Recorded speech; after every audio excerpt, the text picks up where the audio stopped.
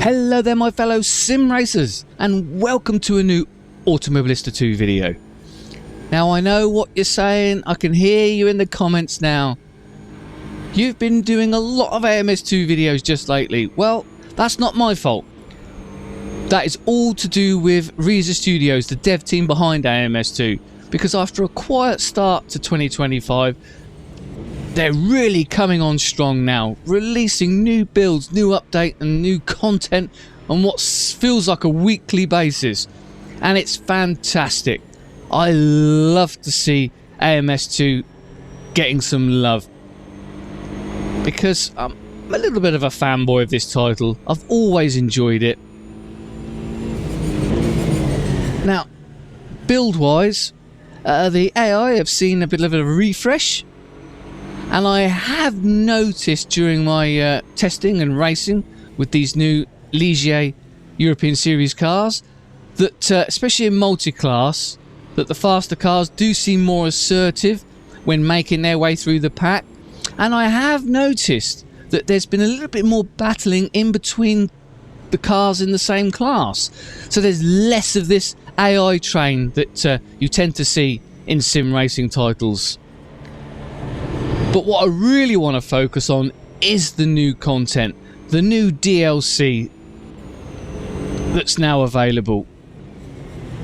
Just recently, the Ligier European Series category was added to AMS2. Now initially we only had one car, which was like the GT spec Ligier GS2R, which was a really fun car to drive. It's got the Ford V6 3.7 litre engine in it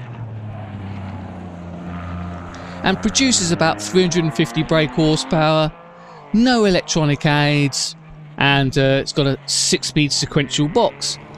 And I really did enjoy driving that car, and if it wasn't for the fact that it came out at the same time as the little Alpine GT4 car, which I absolutely loved and made a video about, link in the video description, it would have been my favourite car from the last content drop. But of course, in real life, the Ligier European Series sort of run in collaboration as a manufacturer-backed feeder series to the European Le Mans Series. There was a class leading car, which is this, the prototype spec Ligier JS P4. Sorry, JS P4. All these names and conventions, all these abbreviations, I can't keep up with it. Yeah, right, so this is the Ligier JS P4. It runs the same Ford V6 3.7 litre engine as the lower spec car, but has been tuned to produce nearly 390 brake horsepower. And on top of that, it's got one hell of an aero package on it, so it is considerably faster.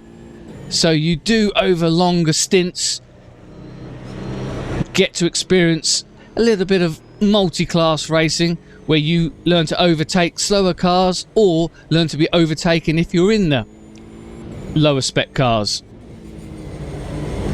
Now, I'm not normally much of a prototype sports car type of racer, but there was something about this Ligier that really just clicked with me from the first moment I checked it out.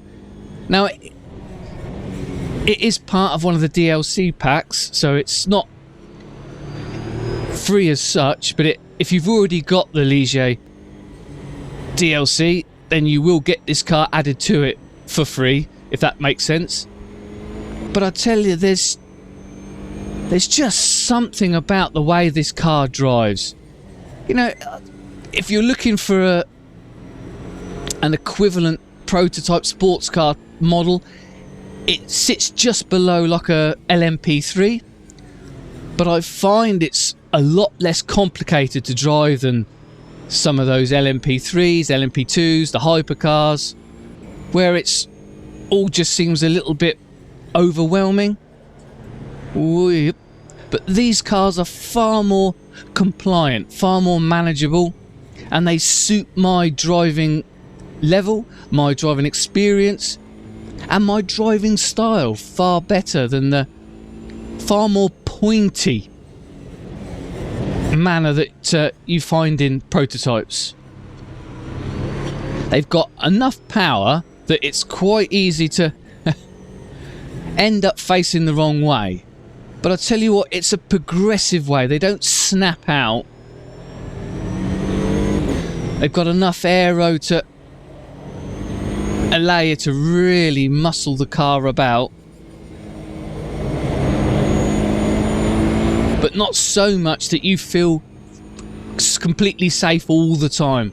It just seems to tread that fine line.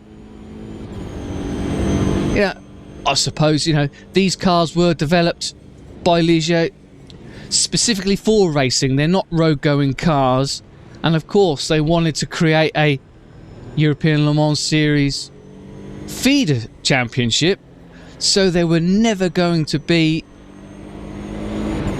completely wild, top spec, out there GT cars or prototypes. And I think that's why they feel so natural to drive, so progressive to drive. And you can just hold them on the edge there with a little bit of slip angle as you apply the throttle. Oh, and you can just feel the car moving about underneath you, but it's not in a frightening manner where you feel like you've got to keep backing off. They give you confidence to push them, to drive them, to keep them on the edge. And they're so rewarding when you pump out a fast lap, especially under braking, as you just feel the car twitch about as the brakes are on the edge of locking.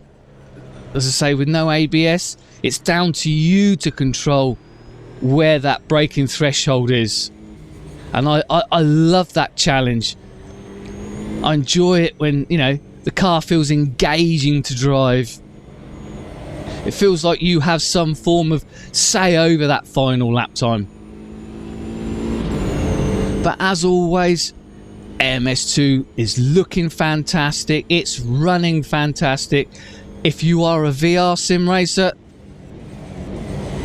this title should be in your collection because it is absolutely stunning. Get into one of these prototypes, enclosed cockpit cars, and just have a good look around at the level of detail that Reiza Studios go to with all of their cockpits. And trust me, pick sunset as your time of day, and you will just be in sim racing heaven. I will leave links to everything, all the DLCs, and also to the website about the Ligier European Series, so you can find out more about the real life championship. As I say, there's 6 rounds.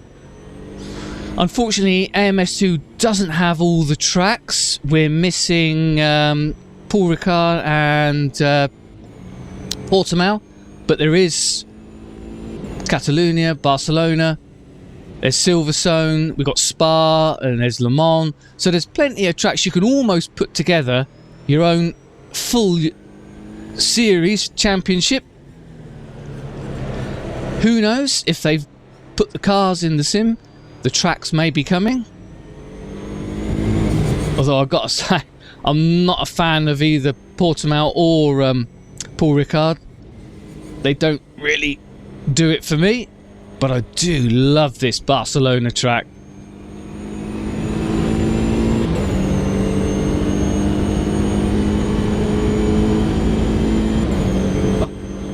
As I say, there's no hybrid to worry about in these cars. No turbos and boosts and, you know, regen and battery and power management. You can just go for it. They have there's hour-long races in real life. with a pit stop. So there is a driver change. So you really do get to experience what it's like to be an endurance racer. Ooh. Oh, it just feels fantastic. Now I've got a there we go. There's an example of being a little bit greedy with the loud pedal. But again, it's progressive. It starts to slide. And as long as you're quick enough to recognise what's going on and react to it, you can save it. As I say, I was just about to say that I really enjoy the force feedback in AMS2, especially with my Asetek Prima direct drive wheel. Now this is only a 12 Newton meter wheel. I don't know how those girls and boys with those big 20, 25, 30 Newton meter wheels get on. I only run this at about 60%. Perhaps I'm just getting old. But it's really informative, it's really quick, it's precise. I know exactly what the car's doing and why the car's doing it, which is all you want, which shows that, you know, we've got a good tire model, good physics model, and good force feedback model. Okay, well, that was my look at the very latest Automobilista 2 build by Reiza Studios, where I jumped in and took part in a quick 10-minute race in the Ligier European Series in the new JS P4 prototype. Links to everything will be in the description. Now, let me know. Do you like AMS2? Are you a fan of where this title's heading and how it's progressing? Or is it just not for you? Let me know in the comments. And have you tried out any of the new Ligier cars? What do you think of them? Do you agree with me? Disagree with me? Are they your kind of thing? Not your kind of thing? Far away in the comments. I love getting stuck into a good discussion debate with my fellow sim racers. But as always, stop watching me. Jump into your rig and go race something yourself, alright? In the meantime, thank you very much for watching. It's always appreciated. And I might see you out on track. Bye bye.